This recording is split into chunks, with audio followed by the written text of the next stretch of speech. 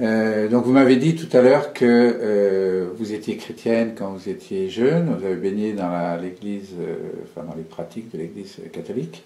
Comment est-ce que vous vous sentez maintenant par rapport, donc vous êtes immergé, je dirais engagé dans la voie du Vedanta, vous enseignez la voie du Vedanta.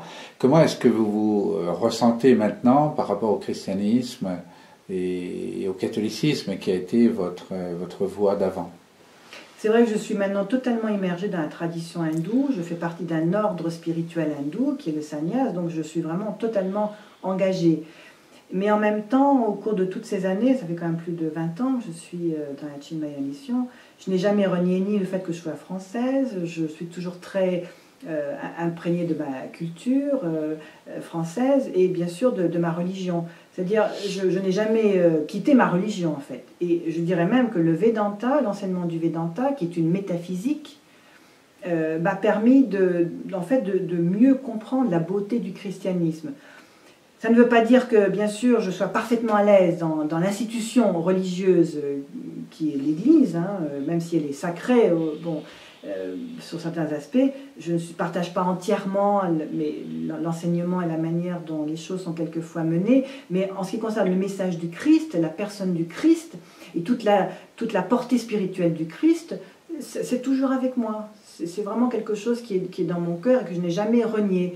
J'ai l'impression de m'être élargie à deux cultures et il y a eu des périodes où j'ai eu un petit peu de mal à trouver la cohérence intérieure entre mes deux ancrages, mais plus on descend à l'intérieur de soi-même, plus on descend à l'intérieur vers le soi, moins il y a de problème en fait, parce qu'on arrive peu à peu à se dire qu'en fait on cherche vraiment la racine des choses, la racine de l'être, et que les formes et les différences ne comptent plus au bout d'un moment. Donc je fais tout un trajet intérieur qui m'a permis de trouver cette cohérence. Et avant de partir en Inde pour étudier pendant 2 ans et demi, donc plonger complètement dans la tradition de l'Inde, je suis allée faire un pèlerinage en Israël, sur les pas du Christ.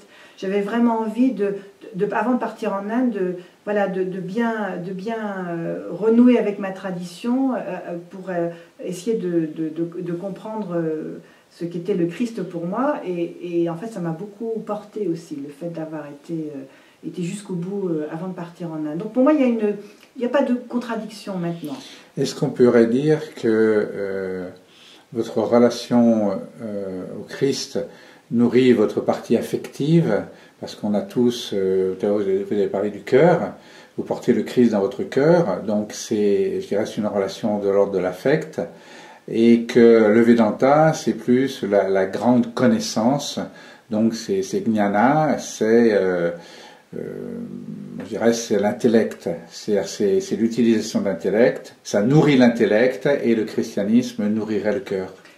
Pas vraiment en fait, parce qu'en fait, le Christ pour moi c'est vraiment, c'est un symbole, une présence spirituelle très profonde qui m'a accompagné toute ma vie. Donc il n'y a pas de raison que je l'en chasse, parce que tout d'un coup je fais venir des concepts et des idées de la tradition de l'Inde. Ça n'a pas pris la place.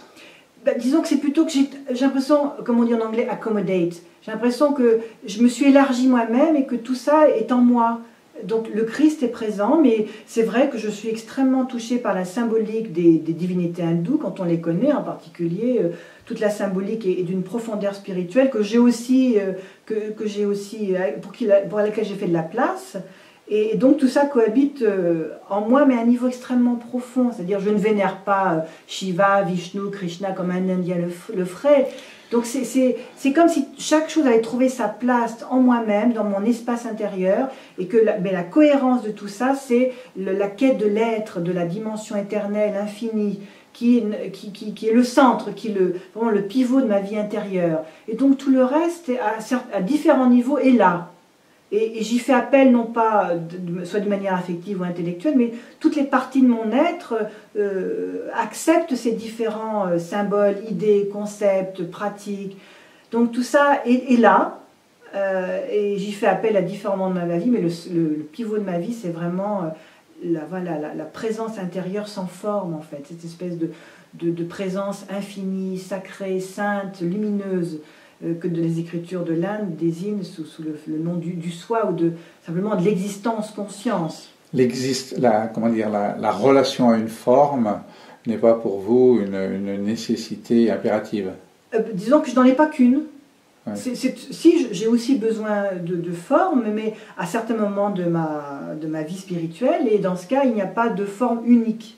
Il n'y a pas une forme unique sur laquelle vous mettez toute votre énergie. C'est pour ça que pour un chrétien, je suis un petit peu hors norme, parce que les chrétiens acceptent qu'une seule forme. Moi, je suis libre à cet égard. Ouais. J'ai beaucoup de vénération pour Jésus, pour le Christ, mais pour les formes hindoues, par exemple. Donc voilà, je vis avec tout ça, et il y a cette cohérence intérieure qui est le pivot.